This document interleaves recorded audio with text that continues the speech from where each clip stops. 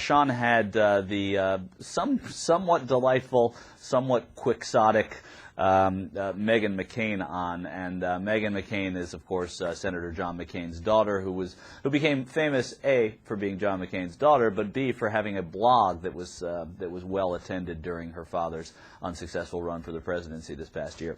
And so Meghan was a guest with Sean Hannity, and let's let them have at it, and then we can talk to them about the subject at hand. While we're all paying attention to the economy, we've got the Gitmo detainees, 5 of them, charged with planning the 9/11 attacks, have filed a document with the military commission at Gitmo expressing pride at their accomplishment and accepting full responsibility for killing nearly 9,000 people, 3,000 people. Well, look, I'm just a believer. Let's put this situation. Your dad suffered for 5.5 years for our country, and his story is one of the most compelling in terms of bravery I've ever heard. And I have 2 brothers currently in the military right now, one on a 2nd deployment, and this makes my skin crawl. The idea of, I don't even understand who thinks this is a good idea. What competent person thinks this is a good idea? I mean, literally, when I think of my brother and his people and his platoon and the people that I know over there fighting for this, so we can let them go, so they can attack us again. Yeah. It's insane. I mean, do you disagree with your dad at all about enhanced interrogations? Because my attitude is that if we capture an enemy combatant in the battlefield, or we can use Osama bin Laden, who may have information about a pending attack, you know what? I don't have any problem taking his head, sticking it in water, and scaring the living daylights out of him, thinking we're drowning him. And I'm a Christian. But if we may save lives using those techniques, why shouldn't we use them? Because I think it's what separates us from the terrorists. And I think, my father could never lift me up as a child because he can't move his arm, and he can't ride a bike because he can't bend his knee because he was tortured. And I think he knows better than, no offense, you, maybe. Of course. No, I agree with that. No, I'm not saying, but I think there's a difference between, say, waterboarding and scaring somebody than the torture. And I've interviewed your dad in great detail about it and what he suffered. I mean, he suffered, he had nearly every bone in his body broken when he was captured. And he used to joke during town halls that it's not like 24. It's not like, bam, put a knife in your leg and I'll tell you the truth. Like, that's not how it works. It's not reality. All right, there's so much fodder in here to go over.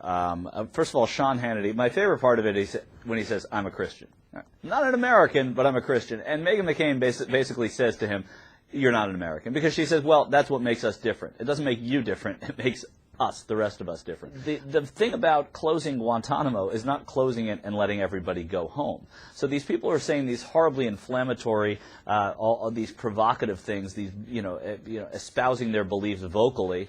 Those people are not just going to be set free. They're not going to be put on the streets. And that's the real. They're going to be United Nations tribunals. Here's it's a 1-year deadline. Requires that every prisoner either be charged and tried in the United States federal court, transferred for trial by an international tribunal under United Nations authority, returned to the custody of the government of their homeland if that government does not abuse and torture prisoners, held as a prisoner of war, and then it says, or simply released. The number of prisoners there that would simply be released, I would say, is close to 0.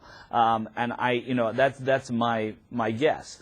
However, we have to talk also about why some of those people are there unjustly, why some of them, were brought to Guantanamo, under what circumstances they were brought there, the things they were forced to confess just to stop being tortured after renditions in other countries. I'm not saying these are all good people, and I want to see them in prison, most of them, forever. But that is not the system of justice, and that's what Meghan McCain was saying to Sean Hannity, to the Christian Sean Hannity, who says that he wants to drown them until they think they're drowning. I don't see the Christianity there, and I pardon me for not being Christian, but I don't see the Christian angle to what Sean Hannity is saying. If we want to set an example for the world, as we have done up until about a couple of years ago, we We don't torture, as John McCain's daughter said. John McCain, who rightly so, according to Sean Hannity, served in prison and is able to talk about experience and still does not think that we should be doing this torture. If we want to set an example for the world, we set it by meting out justice in the proper and American way, not in the Sean Hannity way, thank God. The closing of Guantanamo, whether Meghan McCain or Sean Hannity like it, or whether anybody likes it, the closing of Guantanamo is being done for prudent reasons.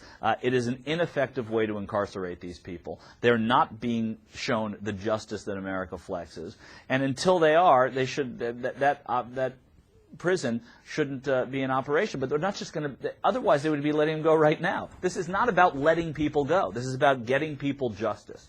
And I think that's what the closure of Guantanamo is all about, and it's why so many people are behind it. But it is going to take time. It may even take more than the year that President Obama said it would take.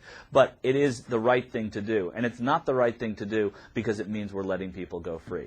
And Fox will sit there and talk to people about that and let people think that that's what's going to happen to all these people. They're going to perpetrate their own feelings about what went on, the same way they blame Saddam Hussein for 9/11. If you say it enough times, people are going to believe it. So I'm just saying people should not believe that that's what's going to happen to these prisoners.